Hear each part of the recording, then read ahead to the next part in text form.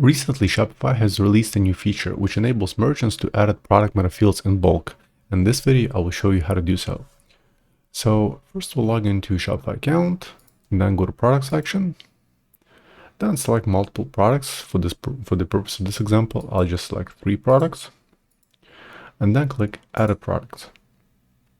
Then at the top right corner, look for columns, and then scroll a bit down where you see Metafields section.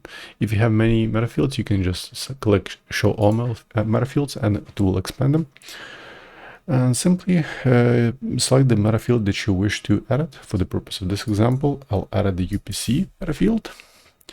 So now let's add some random UPC numbers here.